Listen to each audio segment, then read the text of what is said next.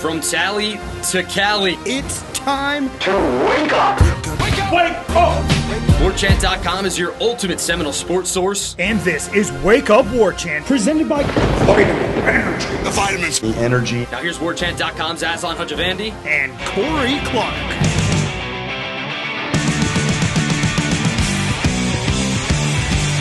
Wake up! It's Wake Up Warchant presented by Vitamin Energy. Coming up on today's show, welcome to the new age. The revenue share era has begun. Will sanity return to the sport we all love so much?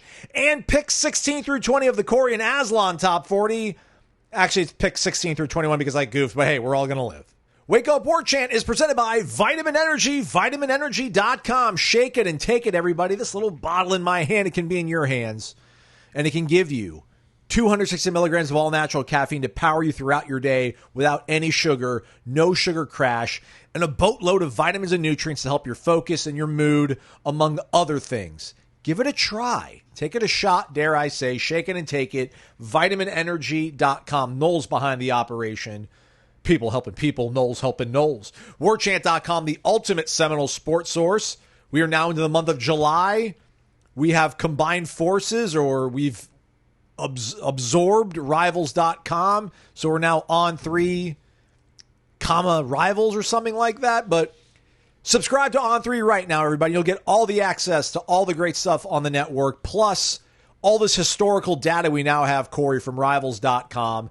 A lot of the other websites. Again, you spoke with Larry Williams over at Clemson's Tiger Illustrated site. We'll hear from that next week. He's now part of the family again. We can get him on the Warchant Report when we're talking about the Clemson game coming up in a few months. All these other, I think there's a good Georgia site now that's part of the family. So it's incredible. And we haven't raised any money on you, everybody. Like the price is the same. The value has gotten better. So come aboard, everybody. Anyhow, Corey Clark, our friend here, everybody.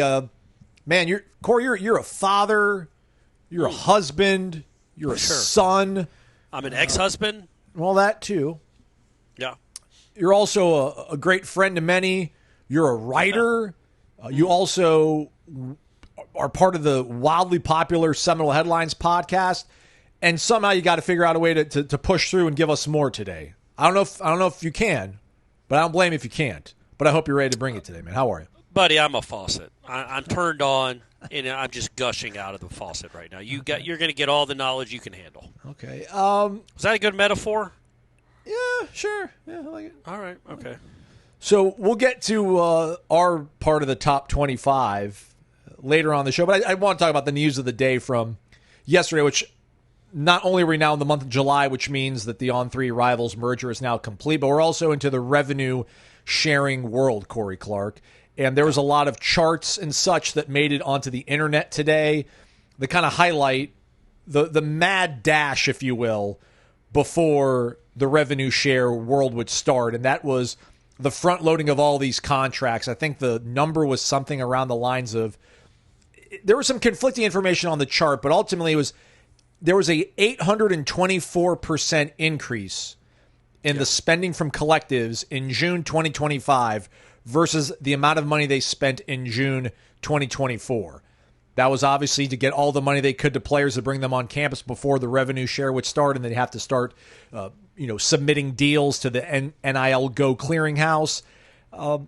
When you see some of these charts, I hope you got your eyes on a few of them. I'm sure you guys probably spoke about it on Headlines a little bit. Do you shake your head at kind of how crazy it was maybe these last 2-3 months to get up to this point, or are you maybe heartened by some of the guardrails that will be in place? Because there are some graphs and charts that also show the amount of money that will be coming from collectives over the next several years, and it's a fraction of what it's been the last 3 years.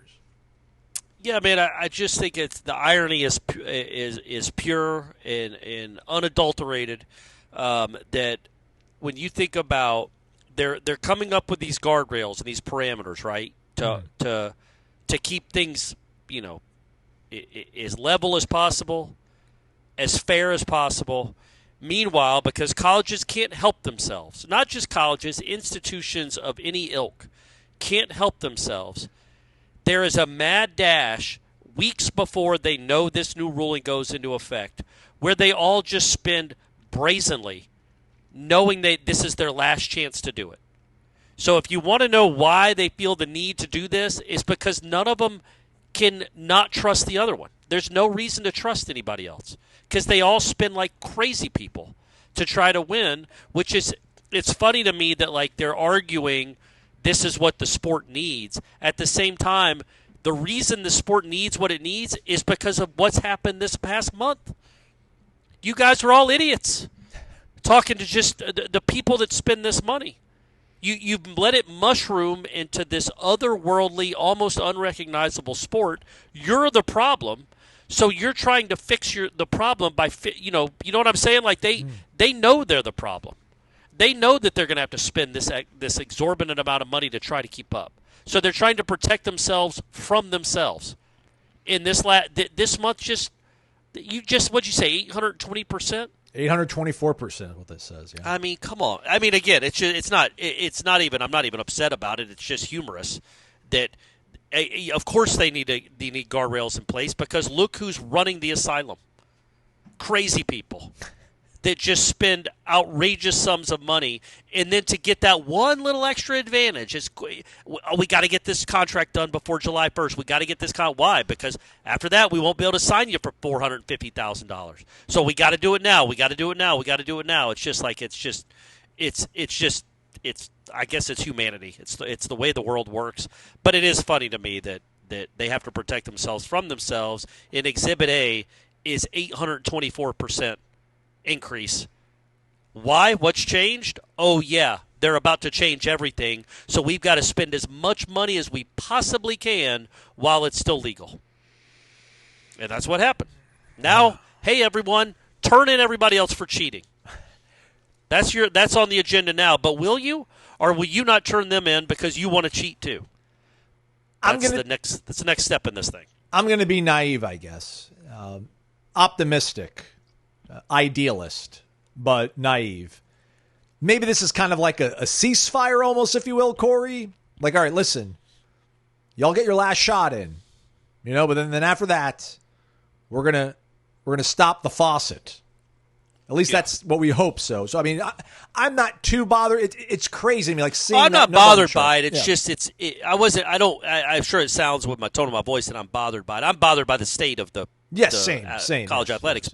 But this spending spree is just, again, it's humorous to me because it is exactly why they need these new rules in place is because of insanity like that. A spending spree because, again, they're always going to be looking for the extra edge. They're always going to be looking to pay a little more to make their football team a little better. It's just human nature. And so they got one little window where they can do this. So they just sprinted full steam as fast and as far as they could go to try to get as much money paid out before it became illegal to get that much money paid out. Again, illegal in quotes. I'll be hopeful and idealist again, and just the fact that rich people don't become rich people by not caring about where their money goes. So I think they are mindful of their money. I don't think necessarily even, unless I don't know what it feels like to have $50 million in the bank account or $350 million in the bank account. But I would think that this last kind of surge was like, listen, this is the last we can do of this, where we can do some really over the top stuff and get away with it. Now, listen, a lot of people think that this is not going to end. They'll find other ways to creatively move money around and get it to players, and I don't doubt that will happen. But it's going to be a little bit more difficult. And will you have the appetite? Will you have the desire to rinse and wash $10 million to get a player or two? You might not want to do that. And I know you won't have to necessarily do it yourself, but you're going to have to give it to your university, your representative, to have them do that. And maybe you might be like, that's a little bit much. But right now, we can do this. This is legitimate. This is a way to make money, if you will, almost, right? Like this is like an investment in the stock market. This is legal. It's a crazy stock. None of the financials make any sense, but you're going to get a great return on this for at least a month. Like it's fair game. So I feel like I don't even know if we would have seen this amount of money being spent, Corey, if we didn't know there was this deadline. So I hope 100% there. That's the whole point. Of course not. I don't even know if they would have spent this money between February and June, let alone all the money they tried to spend in June. So yeah, I know. They had to pack it all in before this deadline came, which, again, it makes sense. You're trying to get the best roster you can. There were no limitations on June 30th. So give as much money as you can, get as much good people in as you can, and then when July 1st hits, theoretically, it shuts it all down, and you got to go by the letter of the law, which is whatever it is, $20 to $21 million of your own revenue is now spent on your athletic rosters that goes to the players. So that's where we are now.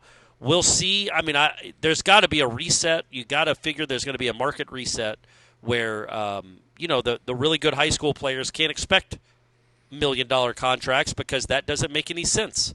You only got 20 to spend.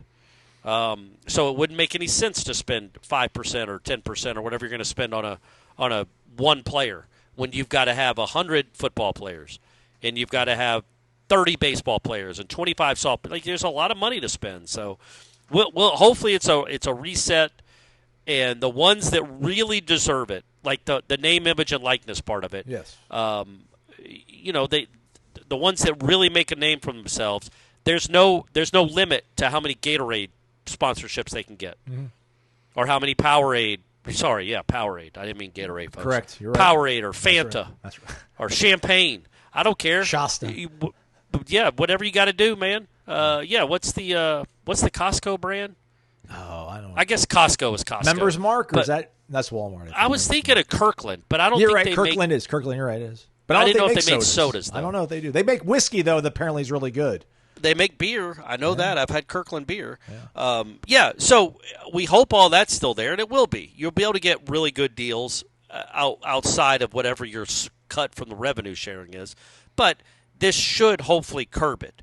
But you see why it needs to be curbed, because these schools spin like crazy drunk pirates. It just doesn't. It doesn't make any sense. It does. I get it. It's $1 billion industry. You need to win. A lot of jobs are on the line. But holy cow, that's really, really funny that it just became a dead sprint there in June to get all that done and taken care of. But here we are now, Aslan. And I brought this up on headlines, and Ira and Jeff didn't have a good answer for me. You probably won't either. It's just something I was thinking about as we move forward, like starting for next year's class. When you're recruiting a kid, let's say in February of 2026, and he's the class of 27 kid. Right. You know he's going to be on your roster in 2027. Right. What are you paying him? Do you pay? Are you allowed to pay him a cut of the revenue share before he gets on campus? Does he have to get on campus? And then my point was, all these guys that they've signed, that have committed to them the last 3 weeks, where they have like a borderline on the cusp top 10 class in the country. Yeah. If they sign a contract saying you give them their check from the revenue share because they are going to be a part of your 2026 football team. So you go ahead and give them a cut of the revenue. Is that not a binding contract? And then does that just completely take over? I mean, the national letters of intent don't matter anymore anyway. Signing day the one in February is obsolete. Do you even need a signing day anymore if these guys are signing financial contracts to be a part of your university? So, like, say for instance, finish line, right? I mean, we just can't have like open. I don't know. I would assume deadline. I mean, I guess that'll be the deadline. Now will be like December, whatever that first Wednesday. No. Why? If Devin Carter was to sign a contract tomorrow that says I am going to be a part of the Florida State 2026 football team, I am a part of it. I have agreed to terms. I have signed my name. He can't go anywhere else. He's locked into your recruiting class. Yeah, you would hope so. Or either you hope you get a refund if he flips, or you hope that he hasn't gotten his money yet. But then again, how binding is your commitment if you haven't gotten paid yet, right? Right, that's how the contract would work. I guess if he broke contract, he'd pay you back. But I think in the contract is you are now a Florida State Seminole. You cannot play anywhere else for another 365 days. Do you agree to those terms? Right. I do. Sign it. Boom. You can't go anywhere else for a year. Yeah, but I think as we move forward, signing days won't even be signing days anymore. I think it could be you're a part of that class. You're getting the revenue share. So we're offering you this right now. You're getting whatever $62,000 to commit to us and to play for us, but out of the revenue sharing, not out of the NIL, but of the revenue sharing. There's still NIL possibilities. You can make more money than that. I would think that means they're beholden to you because it's a signed document. But again, I'm getting way ahead of myself. Yeah. I was just thinking, like, as we move forward and this sport becomes almost unrecognizable, that might be a positive. Is when a kid commits to you, he's signed. You can announce it. He signed a 2-year deal. He signed a 1-year deal. You can even put the number on it. I don't care. Then there will be no flips. They're committed. They are not committed. They are locked in because they have signed a contract.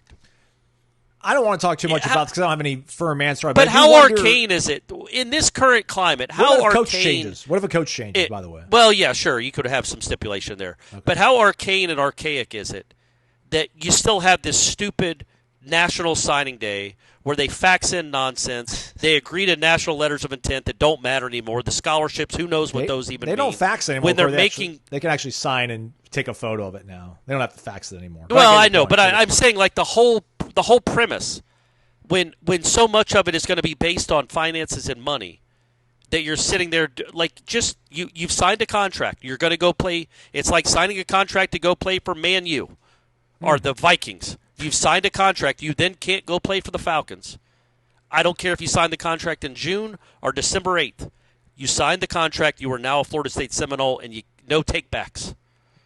It just seems crazy to still have National Signing Day where there's so much – when we know these guys are getting paid. And they are going to have financial contracts in place, not just, hey, I promise I'm going to be on scholarship, right? Like you actually are getting a check and check for services rendered or services to be rendered. So then I feel like that would be more, you would be bound more to it. And why wait to some arbitrary date in December? Kid wants to play at Florida State. He says he wants to play on June 20th.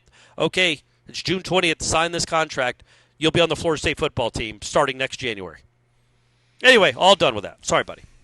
Corner Pocket Bar and Grill, 2475 Appalachia Parkway. Daily lunch specials from 11 a.m. to 3 p.m. $8.99 comes with a side dish of your choice. Plentiful options, all delicious. Social calendar as well. Tuesday nights, trivia. Thursday nights, bingo. $250 up for grabs. 4 different occasions during that bingo night on Thursdays. Also, there's like a local Parrot Head gathering if you're a big Jimmy Buffett guy or gal. Come hang out, folks. I think it's like the 3rd Wednesday in the month. I should have that in front of me and give you a firm context of it. But you can always check out cptallybar.com, the website. 40 different televisions. Some of it on NBA free agency. A lot of it on MLB. And then come August 30th, if you're not in the brand new Doak 3.0, go there. All the TVs will be on the Florida State game, thrashing the Tide. There, I said it. Check it out. Corner Pocket Bar and Grill, cptallybar.com, the website, 2475 Appalachia Parkway. We're back. It's Wake Up Warchant. We're presented by Vitamin Energy, vitaminenergy.com. 2 other things I wanted to touch on with the money aspect of things here, Corey, before we go and talk about the actual football players on this roster and what they're going to mean and the impact they'll have on the team this season. They had the pie chart of the money that's going to be allocated by each of these institutions on average, they assume. So the Power 4 schools are going to have $20.5 million to allocate across all of their sports, right? All of their sports, they got $20.5 million. It looks like on average, those Power 4 schools are going to devote 65.6% of that money to football, which means about $13 million. Says who? Well, the OpenDoors.com, the leading source of NIL collegiate athletic spending. I mean, I'm saying they're not locked into it, but like on average. I was going to say that just seems like a leap of fact. I don't know that. I thought in average. I mean, why would it not be 80%? Because some people care about basketball. I mean, I'm saying, but like on they're dumb, the ones that do, but other than like Gonzaga and St. John's, you know what I mean? But I guess they're Power 4, at least Gonzaga is, because I think they're in the Pac-12 now. But no, that's not a Power 4. These Power 4 schools, I mean, it's foolish to spend like if you're going to spend 50%, because that says the average is what, 63? Is what you said? 65.6% of the pie is going to go to football. So 65.6% of $20.5 million would be about $13 million. But that's just from a survey they did? Yes. Okay. Which is mostly irrelevant, but not to the topic I'm trying to get to. And that is the group of 6 schools. Okay, so this is Memphis. This is Southern Miss. This is Marshall. This is Boise State. This is Washington State.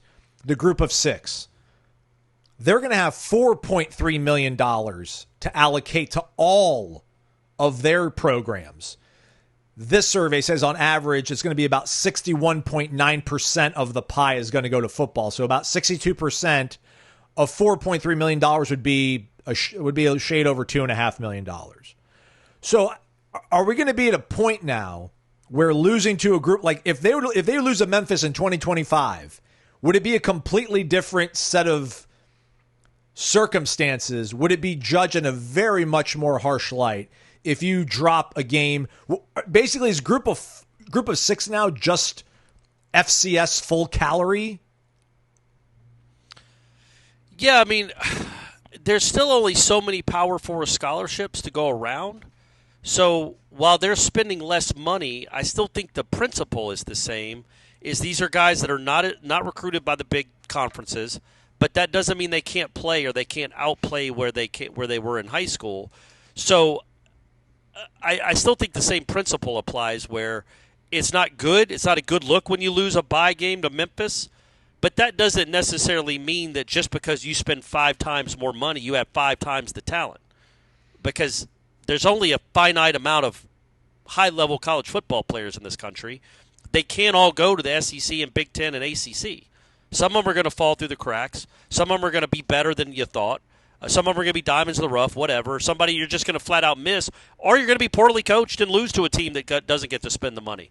But I feel like Florida State had 5 times the amount of resources and funding and everything else you would want foundationally last year when they played Memphis too. So the point being, you know what I'm saying? Like there should never be an excuse to lose to a school like Memphis, even though Memphis is good, because you have so many built-in advantages.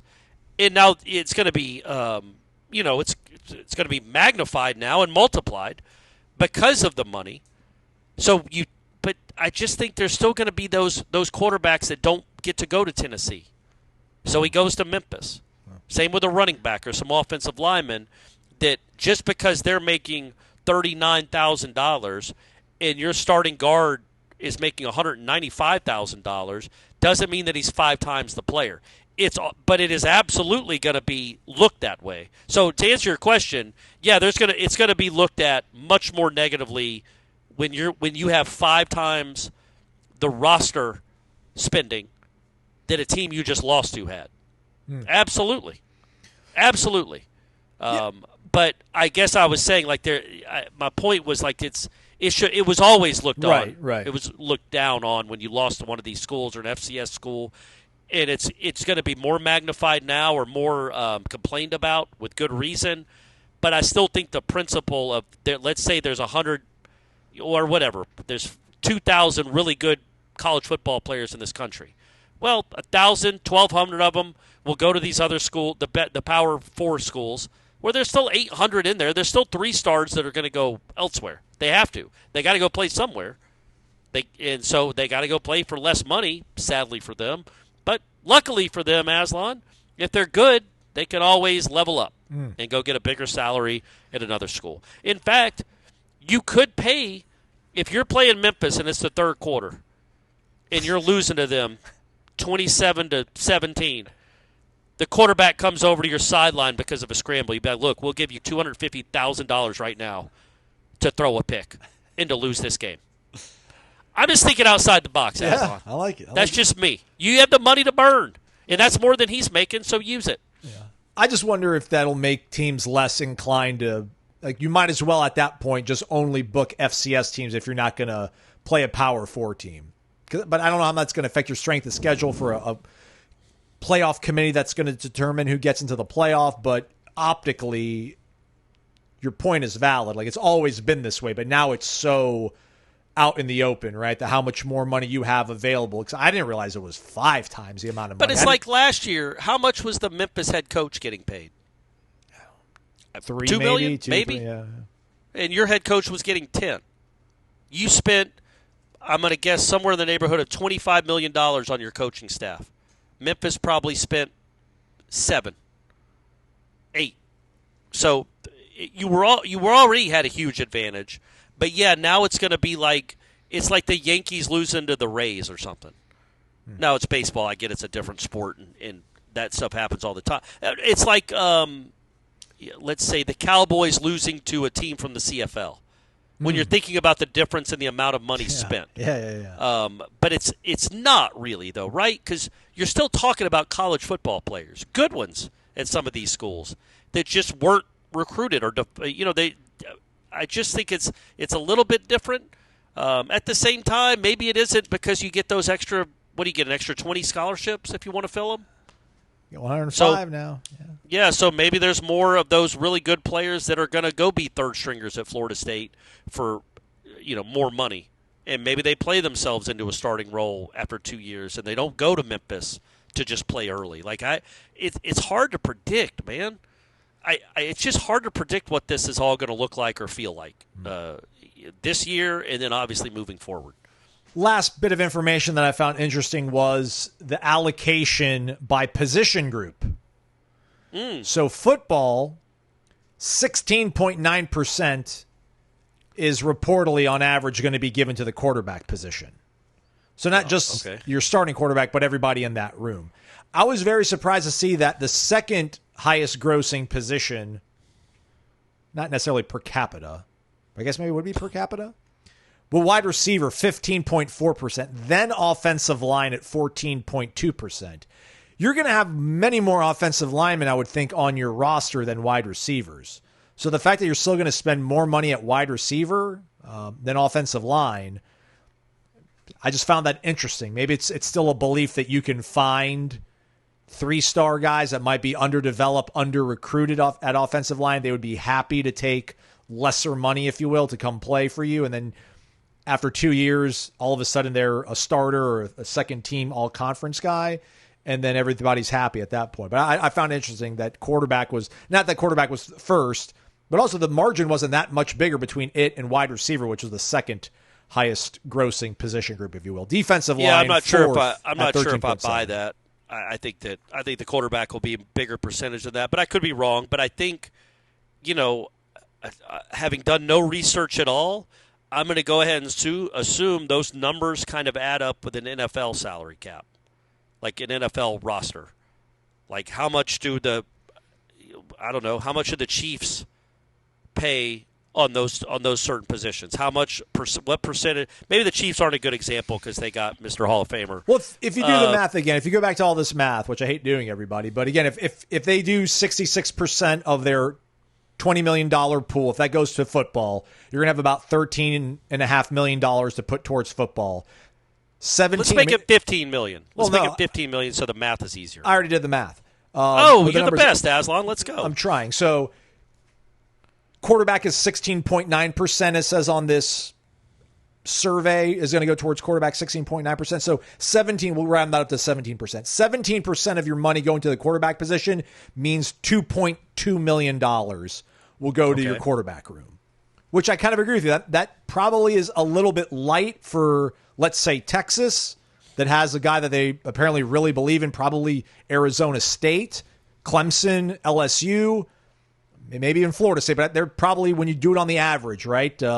Wake Forest, are they really going to go all in on a quarterback and then, save money elsewhere? I don't think so. So that doesn't sound too out of the range of what I think the average would be. But you're right, though. There's no way that I doubt Texas and those aforementioned schools are spending less than $3 million in that entire quarterback room. But also, I just think it kind of lines up with how the NFL works. Like, I feel like, again, no research, that the highest paid people are, on average, the quarterbacks, that goes without saying. I feel like wide receivers are number 2. Like the elite wide receivers of the world, they get paid huge amounts of money. I would say then, collectively, it probably is the offensive line next. Now, defensive end, I think, is probably a position that gets paid a ton. But I would still think... Give me an NFL team. Sorry, Corey. I'm looking at the Chiefs. Mahomes is the highest paid player. Then it's a right tackle. Then it's a defensive tackle. Then it's a guard. Then it's Travis Kelce. Let's go... Falcons? No, because Penix doesn't count because he's a rookie. So that wouldn't be a great. I'm trying to think of a team that has like a veteran quarterback. Burrow. How about the Jags? What about Burrow and the Bengals? Yeah, there you go. Let's do the big because they have Jamar Chase too. Yeah, and T. Higgins. So yeah, T. Higgins and Jamar Chase are the second and third highest paid players on that team behind Burrow. Trey Hendrickson, who's currently a holdout as defensive end, is the fourth highest paid player. Fifth highest paid player, left tackle. Yeah, so I think that kind of goes along. Like, what's the point of having spending a lot of money on quarterback if you don't give them weapons? What's the point of having two really good receivers if you don't have anybody to throw them the ball? Like, it makes sense. So yes, I do think moving forward, just like the NFL, I think all these teams, quarterback's number one focus, priority. Wide receiver, having somebody skill people, but wide receivers, having people to block for that quarterback, and then to me, it's always going to be edge rushers. That's where the money. I think that's where the money would go.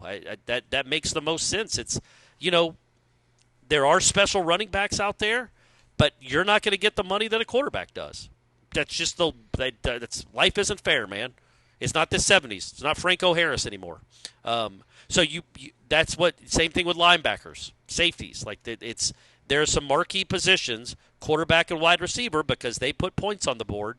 The guys that block for those people, they're always going to be paid more, and that's where you should allocate a good portion of your money. Again, we're right now we're operating under the premise that there won't be illegal stuff going on, and everybody is working with a similar salary cap. We'll see about enforcement.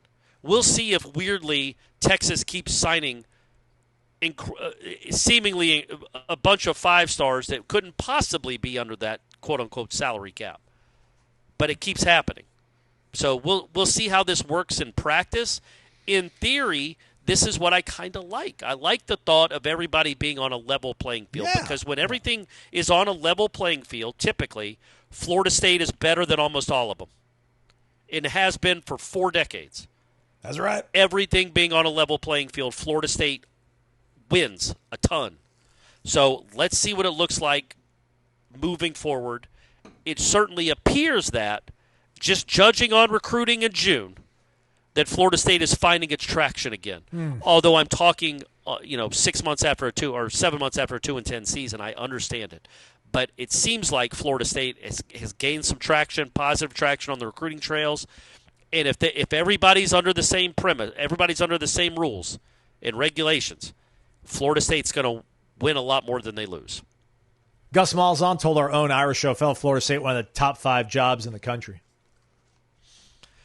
Yeah, I mean, he's supposed to say that, but again, I know we he could have said top 10. He could have said top 10. Sure, it's a self-hating bunch, and that happens a lot when you go 2-10. It's hate that was deserved. But yeah, man, I mean, you take a step back, you go around the country.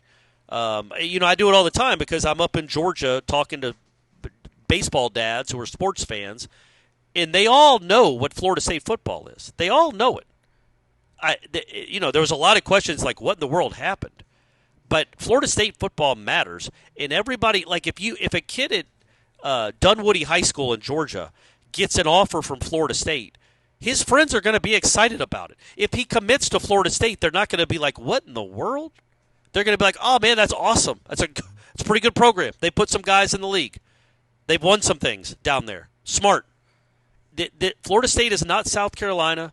It's not Rice or all the other stupid schools I always use. Utah, BYU, Florida State means something. And if in this new era, if everybody's only allowed to spend the same amount of money on their roster, I feel like Florida State is going to be have a pretty sizable advantage because of history, tradition, and a fan base that cares. And when you have a fan base that cares, you do have some money. You do have you have people that are genuinely affected by the outcomes of these games, and it does matter. This is not Wake Forest where they're just they're happy to see a competitive game, then they go to the fair.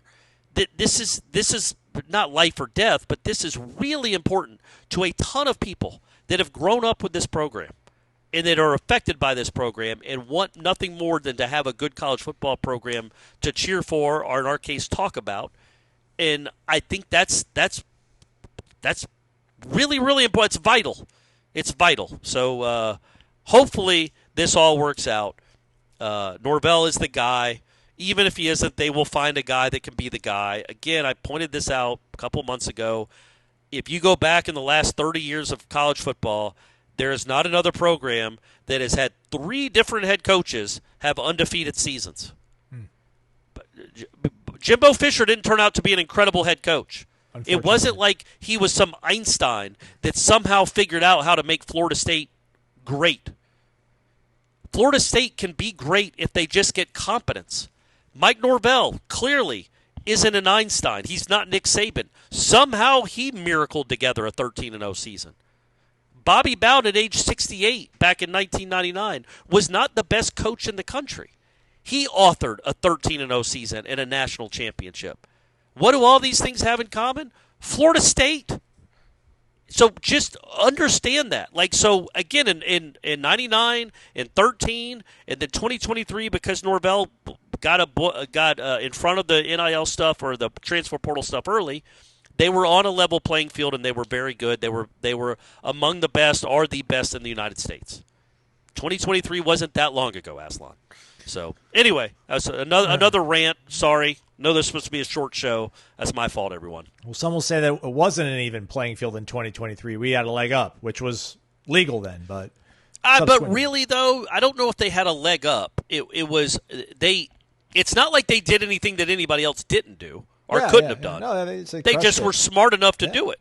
Yeah, no, they did. But when you look at that team, it wasn't like they had just a stockpile of incredible, undeniable talent. They had some very good players, but so did so did LSU. Yeah, it wasn't Ohio State that already had like a 1,000-yard running back, and then they went and got one of the leading rushers from the SEC. Right. Yeah, it wasn't. Yeah. It wasn't that. They didn't make a mockery of the sport like Ohio State did last year. Right, Aslan? Correct. Mockery of the sport. Absolutely. By the way, if you're a Jags fan, go ahead and skip 30 seconds ahead of this.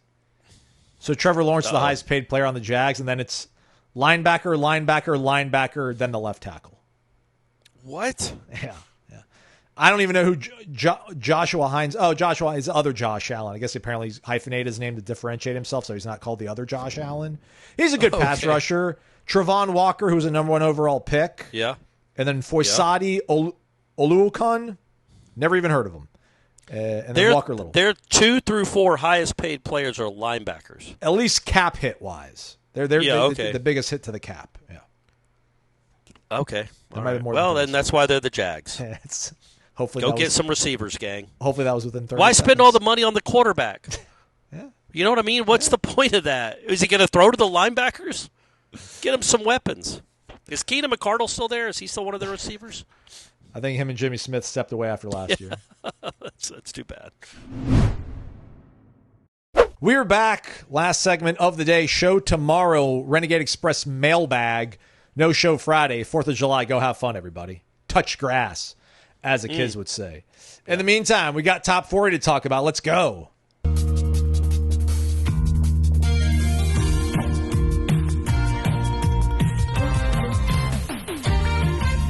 Corey and Aslan. Top 40. 16 to 20. We got a DB at 20. You've got Edwin Joseph. I got KJ Kirkland. Okay. If we would have done this in the middle of October of last year, I think I might have had Edwin Joseph a little bit higher. But I don't know if Edwin Joseph finished on a strong note, and I feel as though, again, KJ Kirkland seems to be another guy that they're pushing in terms of making him more readily available, at these media availabilities, whether it's talking to us or booster visits. So I feel like they like KJ. I like KJ's athleticism. I like his build. I like his size a little bit more than Edwin Joseph. Although I think Edwin might have a little more dog in him. Yes, correct. But I think Edwin probably has a little bit more dog in him. Maybe a little bit more playmaking in him. But again, this is these are all especially when we were talking about the secondary. Like other than Shaheem and the kid from Houston, Jeremiah Wilson, yep. Right? Correct. Yeah. Other than those 2 guys, you're going to have 5 guys out there a lot. You're going to have 6 guys out there, some from the secondary. It's all kind of a crapshoot as to who will be the other 4 or the other 3. We think Earl Little's going to play a lot. I think Quindarius has a chance. I think Edwin Joseph has a chance. Jabril Rawls, Kirkland, even Hussey. Like, they have a lot of options. Even like Ricky Knight or Charles Lesser or Kai Bates. Golly, that's a lot of secondary guys, gang. But so it's kind of just projecting what we who maybe flashed a few times last year that we think have a chance. But in no way do I think absolutely, let's say Jabril Rawls and Edwin Joseph are going to be on the field a ton this year. I think they will be, but I have no way of knowing that for sure. It's not that these guys are interchangeable. It's just that they're unknowable right now because of the brand new defense. And again, we saw one practice, we saw a scrimmage in the spring. So it's a matter of who adjusts, who performs better in this defense. It is going to be more zone. Which one of these guys is a better zone player? Which one of these guys breaks on the ball quicker, reads a quarterback quicker, breaks down a route combination quicker? This is all stuff that has to be proven in August. So we both might be right with putting these guys up that high, or we both might be incredibly wrong. Like, maybe neither one of them play a lot in 2025. I goofed this all up because I'm not even going to talk about it. But that was actually our number 19s. Oh, good grief! Our 20 was you had Quindarius Jones. I had Randy Pittman. All right. Well, Quindarius goes into that same rant I just had. No. Talk about Pittman. Yeah. I think I talked about him last show. I think I totally screwed this entire thing up. The way the cells are formatted on here. Go rewind yesterday's show or the day before. Randy Pittman, starting tight end, knows this system. Yep. Pretty dynamic. Seems like he's probably most well-rounded in terms of he can block, he can run, he can do all the things they want him to do. So I'll put him there. So, all right, so 20 you had Quindarius, I had Randy Pittman. 19 you had Edwin Joseph, I had KJ Kirkland. 18 I had Jabril Rawls. Same thing applies to what I said about KJ Kirkland. Rawls is, was on the Cameron show. Jeff and Tom did a Battle's End Q&A with him. So, again, it feels like if they're promoting him and pushing him in front of microphones and cameras, they feel like he's going to be a really good player. The things that Tony White said about him seemed very encouraging. Also, but mentioned he still gets down on himself, a little bit of a confidence rut. So, listen, that's going to be another tough matchup. Maybe other than James Williams having to go up against Caden Proctor, possibly Jabril Rawls having to line up alongside Ryan Williams at some points of that football game. That might be a real big test of one's confidence. So we'll see just how far he can get. But they said so many good things about him. And then Jalen Lucas, Corey, at 18. He was on my list. I had him at 24. But you like him a lot, and with plenty of good reason. I do. I just think he is a potential game changer, game winner. Like he's one of those guys that if he hits the home run on a 3rd and 3, whether it's a swing pass, a draw, and he turns a 9-yard run into a 60-yard touchdown to wrap up a game, like that's the ability he has.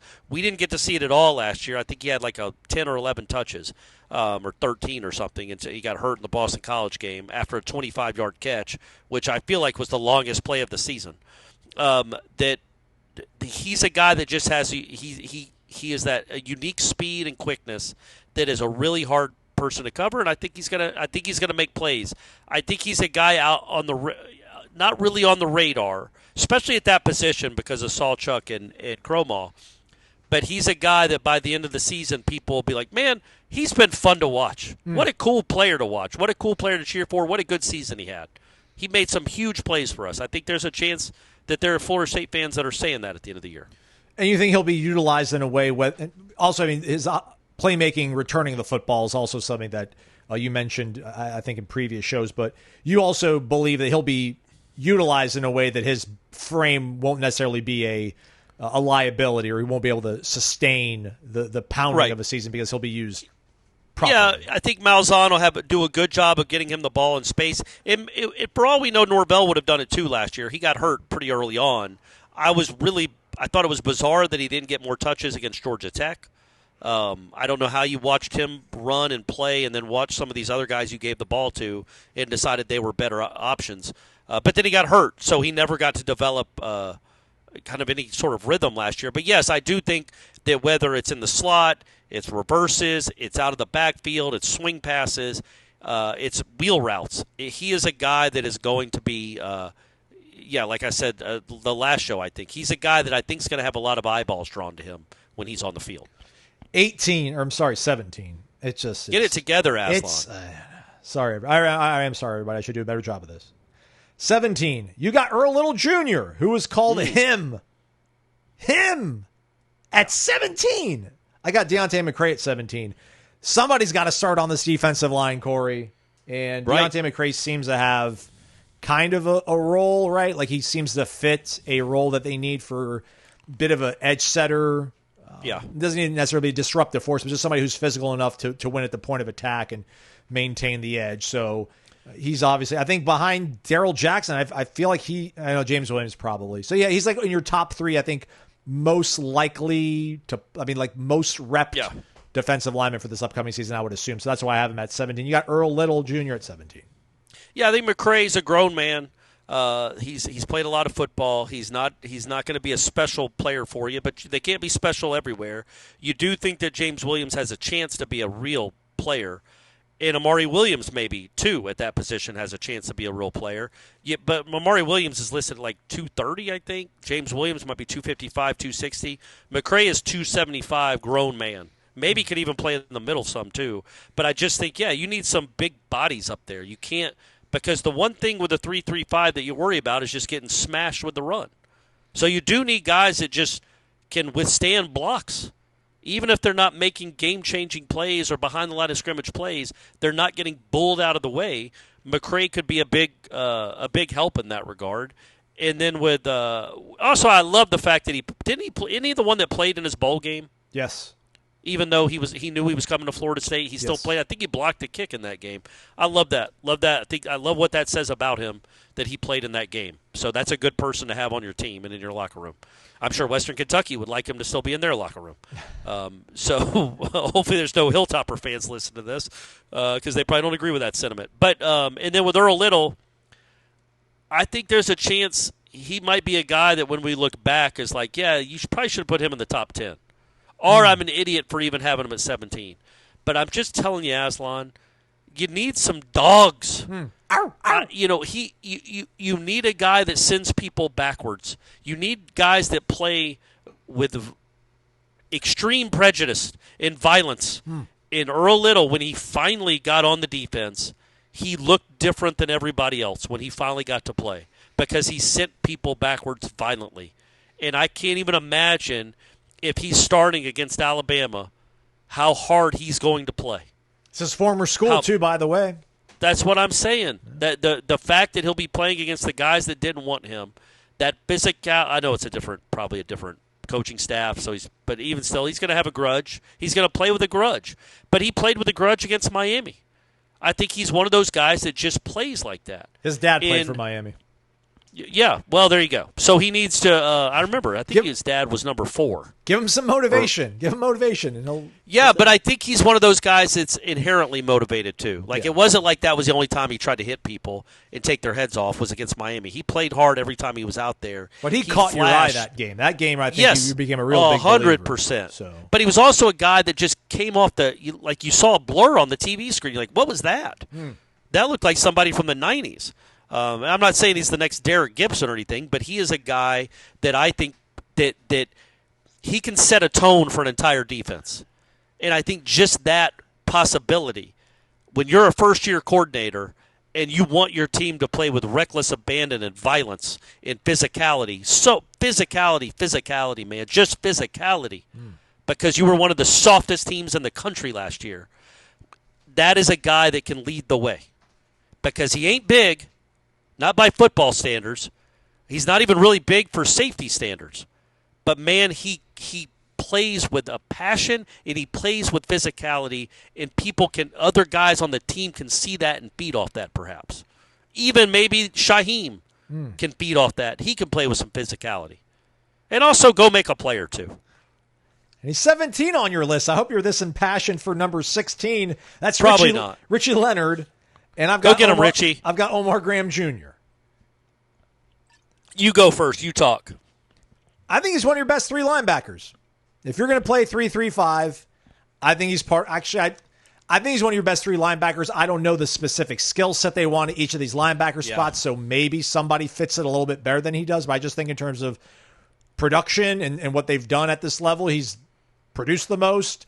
He's played the most football, and for whatever it was worth, the outgoing staff really liked that kid and gave him all the chances to go out there and play football. I know he had a really rough go against Georgia Tech in the opener, but he was hurt. Yeah, but he played fairly well, I thought, the remainder of the season. So I think behind Elijah Herring and Stephon Thompson, I think Omar's your third best linebacker, 3.35. I'm going to put him in my top 20. So there we go. What worries me about Omar is that I feel like he is like a carbon-type copy of Herring and Thompson.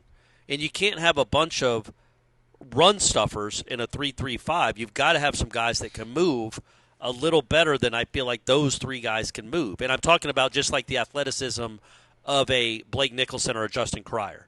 A little bit quicker, a little bit better coming off the edge, I would think. But Omar Graham is hard to judge because I just don't feel like he's ever been healthy. And, yes, he was not good against Georgia Tech, but we can tell you this now. I'm not worried about losing practice access, and I think we told you last year he was not 100. He wasn't close to 100% against Georgia Tech or the beginning of the season. He was hobbled. He still went out there and played, just like I think he was hobbled the year before. He's got to get healthy and stay healthy. He kind of has a penchant for not being able to stay healthy. But if he can stay healthy, I agree with you, man. He's been productive. He's made plays. He's looked good at times. It's just I don't know what he does that Herring and Thompson don't do. Yeah. And I just feel like you brought in Herring from Memphis and Thompson from Nebraska to give you what Omar Graham you would expect Omar Graham to give you, but they'll do it better. They've done it longer. They've done it at a higher level. So are you really going to have three kind of big-bodied linebackers out there? I don't disagree that he might be your third best linebacker production-wise, but you can't have all the same type of linebacker. Fair. You do have to have some guys that can cover. You got to have some guys that can get around an offensive tackle if they're rushing or time a blitz up. So I just don't know how often those three guys are going to be on the field together. But I just feel like Thompson and Herring are going to be on the field a lot together. I don't know that you're going to have Thompson, Herring, and Graham on the field a ton because I feel like you need some more athleticism at that position. Richie Leonard, will he be the superior Leonard over Rick Leonard? Ooh, Rick Leonard, 4th-round pick. Sneaky, I think. I think he was a 4th or 5th-round pick. Yeah. I feel like he was an NFL draft pick. He definitely was. Look, nobody Richie expected Leonard it. is That's what made it so crazy. Yeah, I know. Richie Leonard is a big dude. He's a strong dude. He's an old dude. He should be one of your starting guards. He was probably your best lineman. That's not a high bar. I get it. Before he got hurt. And, yes, I think he is going to be an impactful offensive lineman. I think he's going to be a starter. And I think he's going to be at least decent. And a decent starting guard is a big deal when you're trying to run the ball as much as Florida State's going to be trying to run the ball this year. So, yeah, I think he might be one of my highest linemen. Maybe not. I guess I got a couple more ahead of him. But, yeah, don't you think he's going to be one of your starters? Yes. I guess it could be him or Otto, but I just feel like Richie Leonard is a guy that you're counting on to be that one of the stalwarts in the interior of the offensive line. Yeah, he's definitely sharp. Yeah, take a stand, Aslan. Yeah, he's Sharpie, starting guard. Yeah. Him, Medley, guard. Big dude, right? I mean, it's going to be a big old offensive line. And as Ira put it on headlines, they haven't been coached by Alex Atkins for 3 or 4 years. These guys are all coming from different places. They're coached by Herb Hand. So, again, we all loved Alex Atkins 2 years ago. I don't know what happened, but he did a horrific job with those veterans that he coached for 4 or 5 years. The proof is what we watched last year. So I just know the offensive line play can't be worse. These guys will be more physical, more attacking. Hopefully Richie Leonard is one of the bell cows of that offensive line. I blame Gabe Fertitta. He coached them the first 3 games, and he just put him in a ditch. Alex couldn't get him out of it, man. Wasn't his fault. Couldn't get him out. That's right. Wasn't his fault. Gabe Fertitta. I blame Amarius Mims. He started the whole thing. Too soon, Corey. I think actually Gabe Fertitta, shout out, I was being tongue-in-cheek there. I think he's actually the offensive coordinator at Nicholls State right now, so good for him. Yeah, that's right. Yeah. All right, we're done, everybody. Head over to warchant.com to find out the latest on all things Florida State. I think by the time you're hearing this, the Renegade Express thread will be locked because I started a little bit earlier than usual, and we got a bunch We'll see which one will be do the best at generating discussion sparked by Cummins. In the meantime, Jeff is... Oh, by the way, the baseball team got another arm commitment. Another? The kid from Duke, a relief pitcher from Duke. Nard, I think his last name is Nard. Gnarly. Which is great, Nard Dog, for any of you Office fans out there. Gabe Nard. Gabe Nard. Imagine Nard is your last name. That's a pretty cool last name. So, yeah, I think he 50 innings last year, was one of the reliable relievers out of the Duke bullpen. So they are throwing arms. They identified the problem, and they are going and getting a ton of arms to try to fix it. What about the lineup, Corey? They'll be fine. Come on, they'll be fine. They will be. They'll be fine. The league chair will figure out a way to put a competent lineup out there. But yeah, they're definitely putting their money into the pitching staff this year. Whatever money that ends up being, I guess, whatever of the 36% that's left over from football that Link gets to use. He's Corey Clark. I'm Aslan Hodges. Oh, my God, I said my fake TV name. Why did I do that? What is going on with you? What is wrong? You can't count? I can't. You just called yourself Hodges? You've never done that. What's the matter with you? I don't know. Let's get out of here. Thanks for listening to this show. It's been Wake Up Warchant presented by Vitamin Energy, vitaminenergy.com.